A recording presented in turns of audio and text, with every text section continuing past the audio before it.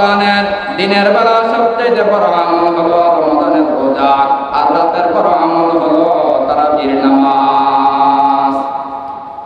তাহলে রাতের আমল হলো তারাবির নামাজ।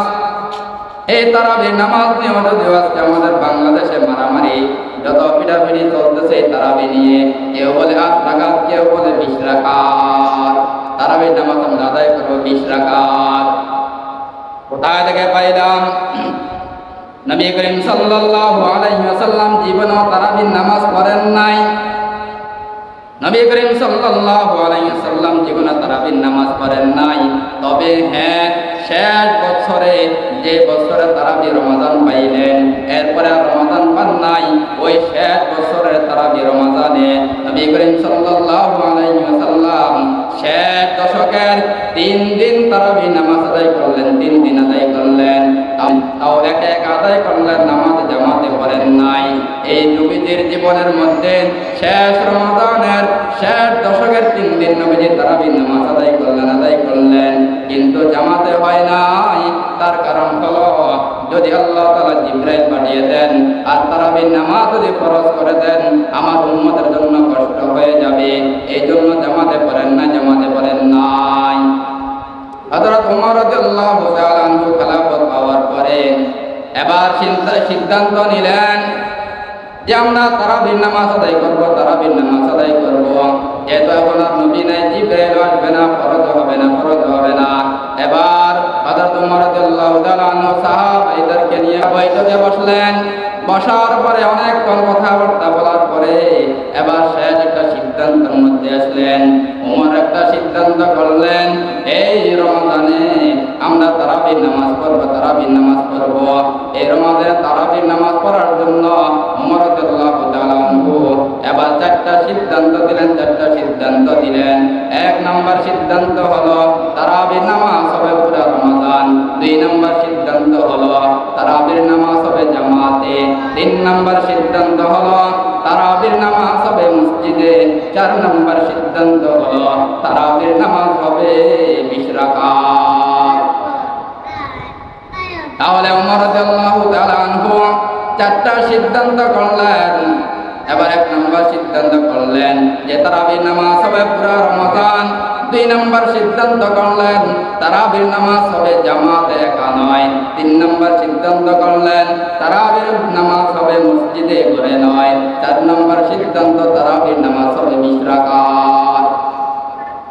এবার আমরা যারা বলে তারাবির নামাজ, তারা বলে 8 রাকাত, তারা কোন হাদিস ব্যবহার করে জানেননি? আম্মা জানা আয়েশা রাদিয়াল্লাহু তাআলা আনহা থেকে একটা হাদিস।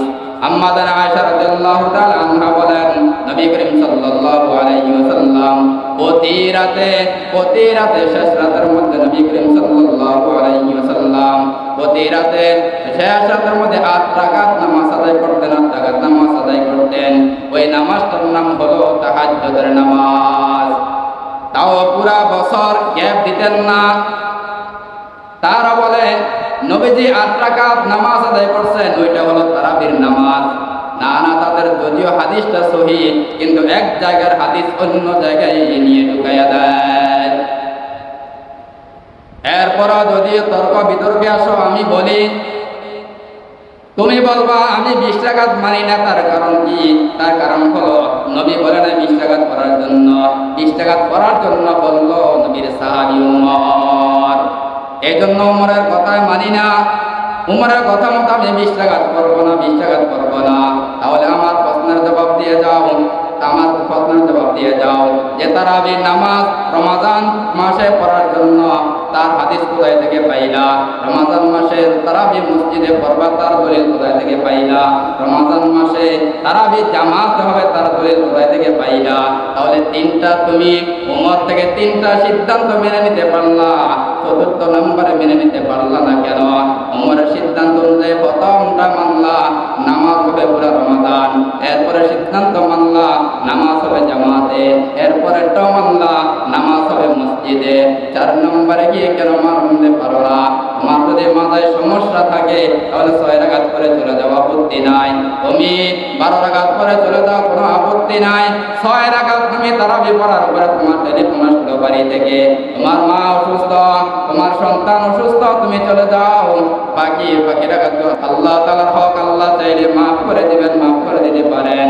তোমার 12 রাকাত পড়ার পরে তোমার বাড়ি থেকে খবর আসলো অসুস্থ, তাহলে তুমি বাড়িতে চলে গেলা আর নামাজটা পড়তে পারলা না, আল্লাহ তাআলা চাইলে ক্ষমা করে দিতে পারে। তাও তুমি কখনো তারাবি নামাজগুলো ছেড়ে দিও না। এরপরেও যদি খামটি মেরে বসে থাকো, আমি 8-এর বেশিও পড়বো না, কমও পড়বো না, তার আমি শেষ একটা সমাধান সিরাতুল মুস্তাকিমের সহজ সমাধান দিয়ে যাই। যারা বলো আমি 8-এর বেশিও পড়বো না, কমও পড়বো না, কমও পড়বে না, আমি 1 মিনিটের জন্য মেনে নিলাম, হ্যাঁ তারাবি নামাজ আমি 8 রাকাত পড়লাম, 8 রাকাত পড়বো, তবে হ্যাঁ বাকি 12 রাকাত আমি ছাড়বো না, বাকি 12 রাকাত ছাড়বো না। তার কারণ এই বাকি 12 রাকাত আমি নফল হিসাবে যদিও পড়ে নিই, নফল হিসাবে পড়বো, কারণ এই রমজান মাসে একটা নফলের সওয়াব আল্লাহ তাআলা ফরজের সমতুল্য দিয়ে দিবেন, আর একটা ফরজ 70টা ফরজের সমতুল্য আল্লাহ তাআলা সওয়াব দিয়ে দিবেন।